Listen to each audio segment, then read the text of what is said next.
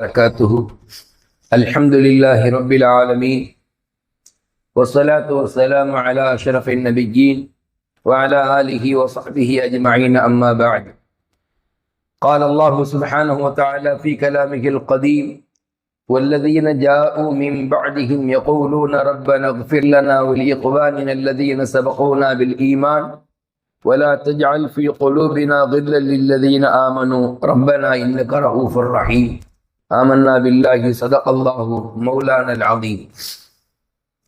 சங்கைக்கும் மிகுந்த மரியாதைக்கும் உரித்தான மேலான பெரியோர்களே, பாசத்திற்குரிய சகோதரர்களே, அருமை நாயகம் ஸல்லல்லாஹு அலைஹி வஸல்லம் அவர்களின் நற்பாக்கியங்கள் நிறைந்த உம்மத்துமார்களே, இன்று ஓதிய சில வசனங்களில் ரப்புல் ஆலமீன் அல்லாஹு தஆலா ஒரு வசனத்தில் இப்படி சொல்லுவான்: சஹாபாக்களுக்கு பின்னால் வரக்கூடிய ஆட்கள், முஹாஜிரீன்கள், அன்சாரிகள், அவர்களை அடுத்து வரக்கூடிய ஆட்கள் இப்படி துஆ செய்வார்கள்: அல்லாஹ்வே, எங்களையும் மன்னித்தருள்வாயாக.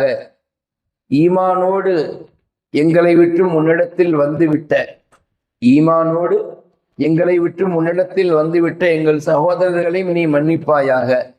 எங்கள் உள்ளத்திலே ஈமான் கொண்ட மக்களின் மீது எந்த ஒரு குரோதமான எண்ணத்தை உண்டாக்கி விடாதே என்று துவா செய்வார்கள் அப்படின்னு அல்லாஹ் என்று ஒரு வசனத்தில் பேசுகிறான். இந்த வசனத்தின் பொருள் என்னவென்று சொன்னால், இறந்து போன நபர்களுக்காக, இந்த உலகத்தில் நம்மை விட்டு மரணித்து அல்லாஹ்விடத்தில் சென்றவர்களுக்காக நாம் துஆ செய்வது என்பது, குர்ஆன் ஓதி அவர்களுக்கு நன்மை எத்தி வைப்பது என்பது போய் சேரும் என்பதை இந்த ஆயத்து நமக்கு அறிவிக்கிறது. நம்முடைய அஹ்லு சுன்னத்துல் ஜமாஅத்துடைய கொள்கைகளிலே பிரதானமான ஒன்று ஈசாலு ஸவாப், நாம் நன்மையை எத்தி வைத்தல். மரணித்துவிட்ட நம்முடைய பெற்றோர்கள், நம்முடைய உற்றார் உறவினர்கள், நம்முடைய மூதாதையர்கள், இவர்களுக்காக நாம் குர்ஆன் முழுவதையும் ஓதியோ அல்லது குர்ஆனின் சில சூறாக்களை ஓதியோ அதன் நன்மைகளை எத்தி வைப்பது அவர்களை போய் சேரும் என்பது நம்முடைய அசைக்க முடியாத கொள்கை. அருமை நாயகம் ஸல்லல்லாஹு அலைஹி வஸல்லம் சொல்வார்கள், ஒரு அடியான் மரணித்து விட்டால், இதா மாத்தல் இன்சான், ஒரு மனிதன் மரணித்து விட்டால், இன்கதஅ அன்ஹு அமலுஹு, அவனால் செய்யக்கூடிய அமல்கள் நின்றுவிடும். உண்மைதானே? அவன் மரணிச்சுட்டான், இனி உடனே கொண்டு போய் நம்ம கபூர்ல அடைக்கணும். இதுக்கப்புறம் அவனால தொழ முடியாது, நோன்பு வைக்க முடியாது, ஜக்காத்து கொடுக்க முடியாது. எந்த அளவுக்குன்னு சொன்னா, இந்த உலகத்தில அல்லாஹ்வுடைய பாதையில் செலவழிக்காமல் உலோபியாக கஞ்சத்தனமாக வாழ்ந்து விட்ட நபர் அல்லாஹ்விடத்தில் இப்படி கூட சொல்வாரா: லவ்லா அஃகர்தனி இலா அஜலின் கரீபின் ஃபஅஸ்ஸதக, இன்னும் கொஞ்சம் என்னை நீ ஆயுள் கொடுத்து தாமதித்திருந்தால், வயசு கொடுத்து தாமதித்திருந்தால் நான் சதக்கா செய்திருப்பேன். ஏனென்றால் உலகத்தை விட்டு மரணித்து விட்டால் சதக்கா செய்ய முடியாது அவரால். அப்ப எந்த மனிதரும் இந்த உலகத்தை விட்டு போன பிறகு அவரால் எந்த அமலும் செய்ய முடியாது. அதுதான் நபி ஸல்லல்லாஹு அலைஹி வஸல்லம் சொல்றாங்க, இன்கதஅ அன்ஹு அமலுஹு, அவருடைய அமல் அவரை தொட்டும் நின்றுவிடும். ஷரியத்துல, குர்ஆன் ஹதீஸ்ல சில இடங்களில் நீங்கள் பார்க்கலாம், ஒரு பொதுவான சட்டம் அதிலிருந்து விதிவிலக்குன்னு ஒண்ணு வரும். சிலதை நீக்குவார்கள், இது சாத்தியம் அப்படின்னு சொல்வார்கள். அந்த வகையில ஒரு மனிதன் மரணித்து விட்டால் அவனுடைய அமல்கள் எல்லாம் நின்றுவிடும். ஆனால் ஒரு 3 அமல்களை தவிர, இந்த 3 அமல்கள் ஒரு மனிதன் இந்த உலகத்திலே உண்டாக்கிவிட்டு மரணித்து விட்டால், அவர் மரணமான பிறகும், அவர் கபரில் இருக்கும் போதும் அவருக்கு நன்மை போய் சேர்ந்து கொண்டே. இந்த 3 அமல்ல 2 ஆட்டோமேட்டிக்காக சேரக்கூடியது, யாரும் சேர்த்து வைக்க வேண்டிய அவசியம் இல்லை. உதாரணமாக ஒரு பொது காரியத்தை, நன்மையான காரியத்தை செஞ்சுட்டு போனோம். உதாரணமாக ஒரு கிணறு தோண்டிட்டு போனோம், அல்லது ஒரு நல்ல தண்ணியினுடைய மோட்டர் ஒரு பள்ளிவாசலுக்கு வைத்து விட்டு போனோம். இப்படி ஏதாவது ஒரு நல்ல காரியத்தை நம்ம செஞ்சுட்டு சொன்னா, அதிலிருந்து பயனடையக்கூடிய நபர்கள் அவங்க செஞ்ச அமல்களில் என்றும் நமக்கு நன்மை சேர்ந்து கொண்டே, அவங்களுக்கு ஒன்றும் குறையாகாது. அவங்கள்ட்ட இருந்து நமக்கு கமிஷன்லாம் எடுக்கப்படாது. நாம உதாரணமாக ஒரு 4 ரக்காத்து தொழுதோம், இந்த 4 ரக்காத்து நமக்கு என்ன சவாபோ அது முழுசா கிடைச்சது.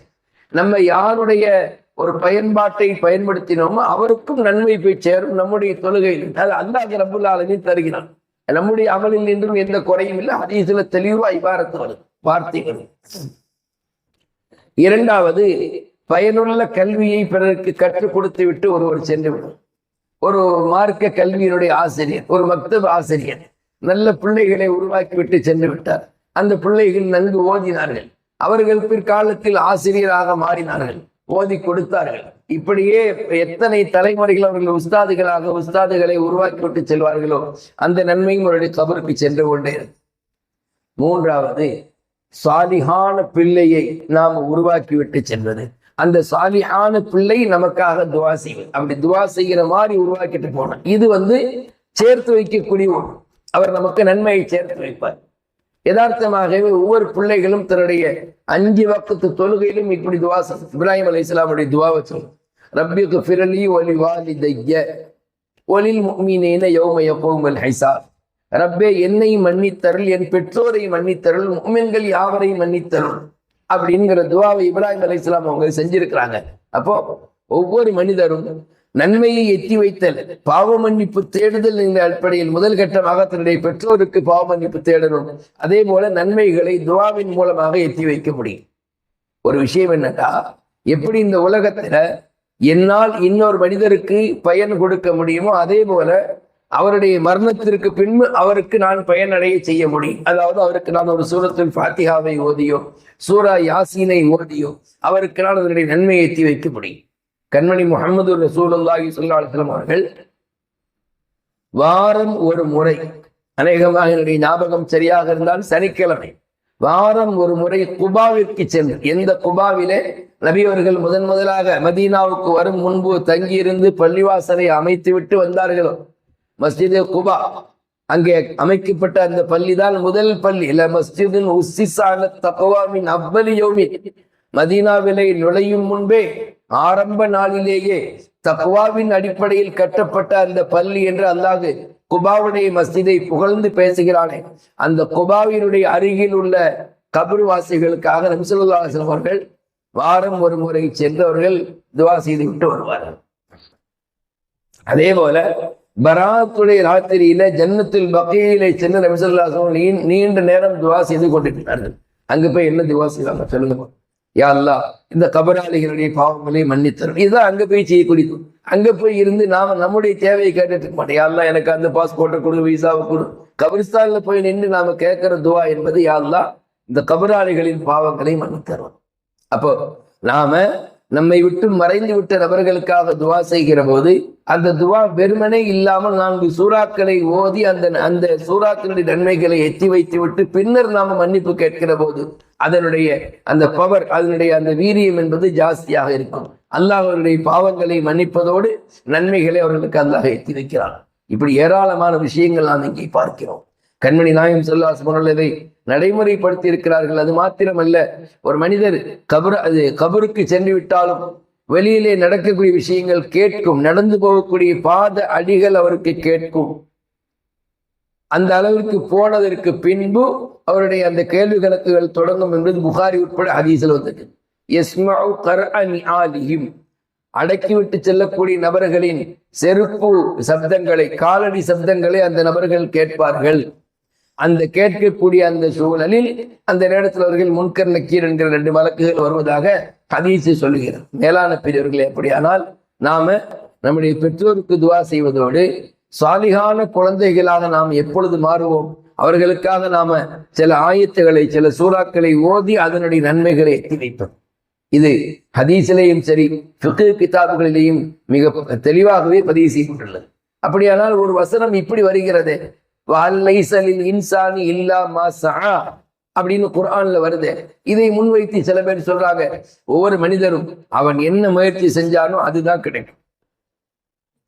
அதாவது பொதுவான ஒரு கான்செப்ட் என்னன்னா, ஒருவரின் பாவத்தை என் மீது சுமத்தப்படாது, என்னுடைய பாவத்தை உங்களின் மீதோ உங்களின் பாவத்தை என் மீதோ சுமத்தப்படாது. வலா தஸீரு வாஸிரத்துன் விஸ்ர உக்ரா, எந்த ஒரு பாவம் செய்த ஆன்மாவும் இன்னொரு பாவம் செய்த ஆன்மாவினுடைய பாவத்தை சுமக்காது என்று குர்ஆன் சொல்லுது. ஆனால் நன்மைகளை பொறுத்தவரை எப்படி ஷஃபாஅத்துன்னு ஒண்ணு இருக்குதா இல்லையா மறுமையில? அப்ப மறுமையில ஒருவர் மற்றவருக்கு பயனளிக்க முடியும்னு சொன்னா, கபர்ல இருக்கும்போது தெரியட்டாவெல்லாம் பயனளிக்க முடியும். அவருக்கு முழுமையாக நம்முடைய அந்த துவாக்கள் மூலமாக அவர்களுக்கு பயனளிக்க முடியும். மேலான பெரியவர்களே, அப்படியானால் கொஞ்சம் யோசித்து பார்க்க வேண்டும். நம்முடைய துஆக்களில் நம்மை விட்டு மறைந்து விட்ட நபர்களை நாம் மறந்து விடக்கூடாது. அப்பொழுதுதான் நாளை நாம மண்ணுக்கு போன பிறகு நம்முடைய பிள்ளைகள் நம்மை மறக்காமல் துஆ செய்வார்கள். அப்படிப்பட்ட குழந்தைகளை நாம உருவாக்கி விட்டு போவோம். நாம நம்முடைய பிள்ளைகளை கொஞ்சம் கவனக்குறைவாக வளர்த்து விட்டாலோ, அவர்கள் நாம நம்முடைய இந்த உலக வாழ்க்கையை முடித்து விட்டு அல்லாஹ்விடத்தில் போன பிறகு நன்மைகள் வராமல், நாம செய்த நன்மைகள் நமக்கு மறுமையில் பயன் தரும் என்று இருந்தாலும் நமக்கு அவர்களுடைய நன்மைகள் சேர்ந்து வரும்போது மறுமையில நன்மைகள் ஒருபோதும் கசக்காது. போதும் என்று யாரும் சொல்ல மாட்டார். துன்யாவில் வாழும்போது உணவு போதும் என்று சொல்வார்கள். ஏன்? சில நல்லடியார்கள் எனக்கு பொருளும் போதும் என்று சொல்வார்கள். ஆனால் கபருக்கு போன பிறகோ, மறுமையிலே அல்லாஹ்வுக்கு முன்னால் நிற்கிற போதோ நன்மைகள் எனக்கு போதும் என்று யாரும் சொல்ல மாட்டார்கள். காரணம், எவ்வளவு நன்மைகள் சேருகிறதோ அவ்வளவு பதவி உயர்வுகள் அல்லது ஈடேற்றங்கள் கிடைக்க வாய்ப்பிருக்கிறது. ரப்புல் ஆலமீன் அல்லாஹ் தஆலா சட்டங்களை நன்கு விளங்கி நம்முடைய பெற்றோர்களுக்கும் நம்முடைய மூதாதையர்களுக்கும் நாம் துஆ செய்யக்கூடிய நம்முடைய பிள்ளைகளுக்கு முன்னிலையில் அந்த துஆக்களை நாம் செய்கிற போது அவர்களுக்கு அது ஒரு பெரிய ஒரு பாடமாக இருக்கும். இந்த நல்ல காரியங்களை செய்யக்கூடிய நசீபை அல்லாஹ் நமக்கு தந்தருவானாக. ஆமீன் ஆமீன் யா ரப்பல் ஆலமீன். அஸ்ஸலாமு அலைக்கும் வரஹ்மத்துல்லாஹி வபரகாத்துஹு.